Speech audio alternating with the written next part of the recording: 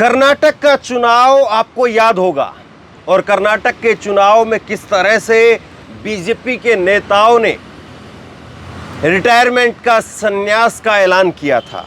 येदियुरप्पा हो चाहे ईश्वरप्पा हो, कई बड़े नेताओं का इसी तरह से एक के बाद एक लगातार ऐलान हुआ था। अब कुछ उसी तरह की उसी तर्ज पर रिटायरमेंट का प्लान ऐलान वो सुनाई दे रहा है राजस्थान से।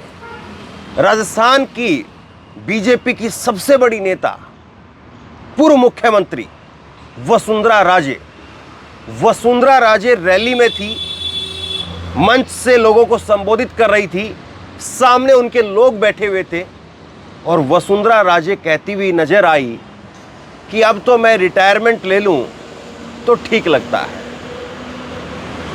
क्यों आखिरकार वसुंधरा को ऐसा कहना पड़ा? क्या वाकई वसुंधरा की जिस तरह से अनदेखी की गई, वसुंधरा को जिस तरह से साइडलाइन किया गया, मुख्यमंत्री पद का चेहरा घोषित नहीं किया गया, उसकी वजह से वसुंधरा राजे के अंदर नाराजगी है? क्या कहा है वसुंधरा ने? मंच से जब वो बोल रही थी तो उनके चेहरे पर मुस्कान तो जरूर थी, लेकिन उस मुस्कान के पीछे क्या कोई वाकई दर्द छिपा है? क्या राजनीति में वसुंधरा राजे अब मोदी और शाह को राजस्थान में वो आईना, वो तस्वीर दिखाना चाह रही है जिसमें अगर वसुंधरा ना हो या वसुंधरा अगर रिटायरमेंट हो जाए तो फिर उसके बाद में राजस्थान की बीजेपी की तस्वीर के अंदर क्या बचता है?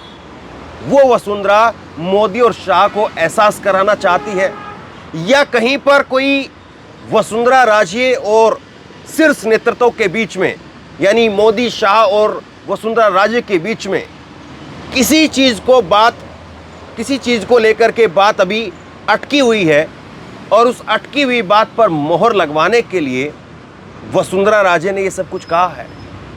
क्या वसुंधरा राजे अपने आप को मुख्यमंत्री का चेहरा घोषित करवाना चाहती है? और अगर मुख्यमंत्री का चेहरा मोदी और शाह घोषित नहीं करेंगे तो वाकई वसुंधरा रिटायरमेंट का ऐलान कर देगी।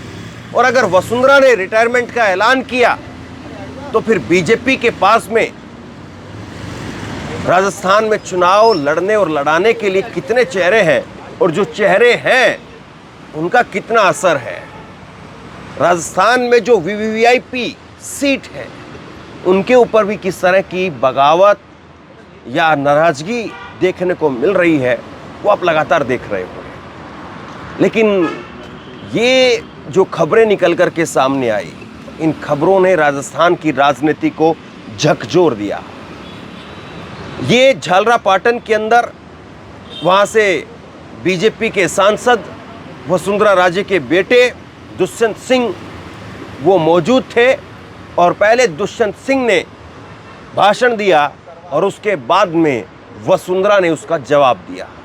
पहले मैं आपको दुष्यंत ने क्या कहा पहले आपको वो सुनाता हूं और उसके बाद में जब बोलने के लिए खड़ी हुई वसुंधरा राजे तो क्या कहा। दुष्यंत को पहले आप सुनिए। दुष्यंत कह रहे हैं कि राजस्थान में महिला मतदाता, उनके हाथ में बहुत कुछ है और उनको आगे ताकत देने के लिए, आगे बढ़ाने के लिए यहाँ की पूर्व मुख्यमंत्री रही वसुंधरा राजे को आगे बढ़ाना, मुख्यमंत्री बनाना वो जरूरी है। ये बेटे दुष्यंत बोल रहे थे। सुनिए जरा एक बार दुष्यंत के शब्दों में क्या है और क्या वाकई चाहे वसुंधरा राजे खुद हों या उनके बेटे दुष्यंत हों, दोनों इस बात पर अड़े हुए हैं कि राजस्थान के चुनाव में वोटिंग से पहले बीजेपी वसुंधरा राजे को मुख्यमंत्री का चेहरा घोषित करे। सुनिए जरा वसुंधरा के बेटे बीजेपी के सांसद दुष्यंत सिंह क्या कह रहे हैं। आप युवाओं के दिल की धड़कन बन के राजस्थान में कमल का फूल खिलाएंगे। आप देश में माननीय प्रधानमंत्री जी को आप समर्थन करेंगे। आप देश में डबल इंजन की सरकार चलाएंगे और सुरक्षा के लिए राजस्थान की पूर्व सीएम साहब को आप फिर से लाएंगे और इस क्षेत्र में हम सब मिलके, पार्टी के सब नेतृत्व मिलके। अब दुष्यंत सिंह के इस बयान के बाद, उनके इस ऐलान के बाद, दुष्यंत सिंह के इस भाषण के बाद उनकी माताजी बीजेपी की सबसे बड़ी नेता, राजस्थान की पूर्व मुख्यमंत्री वसुंधरा राजे खड़ी होती हैं और वसुंधरा राजे खड़ी होकर के कहती हैं कि अब मैं रिटायरमेंट ले लूं तो लगता है कि ठीक होगा। आप लोगों ने जिस तरह से संभाला है और जिस तरह से दुष्यंत अब बोल रहे हैं, मुझे नहीं लगता है कि अब मेरी कोई ज़्यादा ज़रूरत है, ये वसुंधरा ने कहा है। आखिरी चुनाव कह करके लोगों से वोट लिया जाता है, राजनीति के अंदर आखिरी चुनाव कह करके लोगों से वोट लिया जाता है कि ये फलां चुनाव मेरा आखिरी चुनाव है, इस चुनाव में जिता दीजिए, ये कह करके अक्सर नेता वोट लेते हैं। लेकिन यहाँ पर वसुंधरा वो कह रही है कि मैं रिटायर हो जाऊं तो शायद ठीक रहे। तो मतलब अभी भी पेच तो फंसा हुआ है। सुनिए वसुंधरा को। मैं रिटायर हो जा सकती हूँ। अरे भाई, मेरे पुत्र को आज सुन करके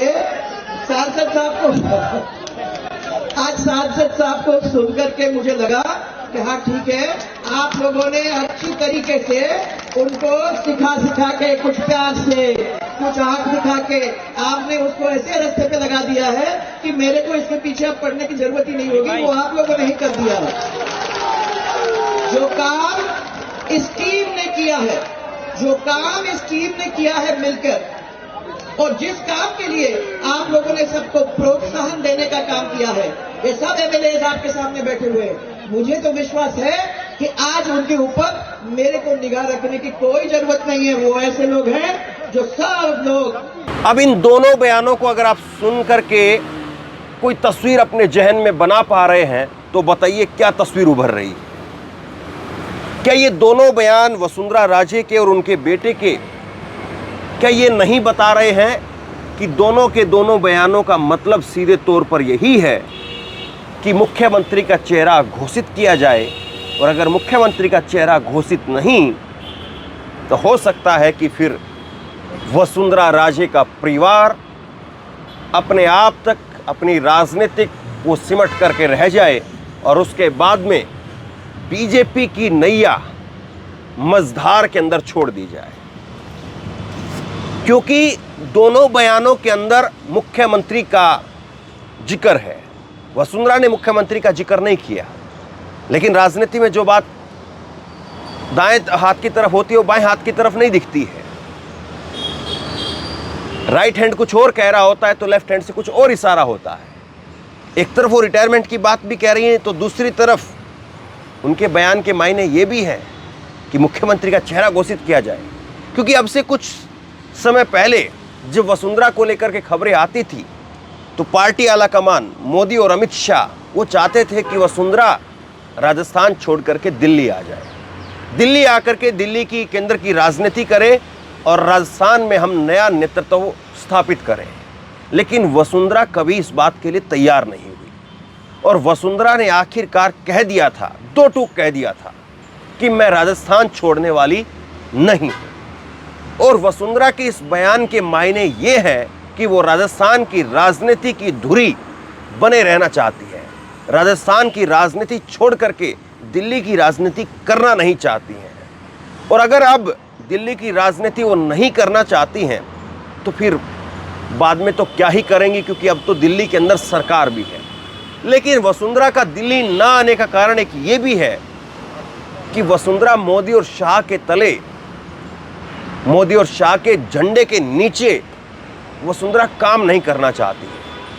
और मोदी और शाह की राजनीति के साथ में वसुंधरा का 36 का आंकड़ा रहा है।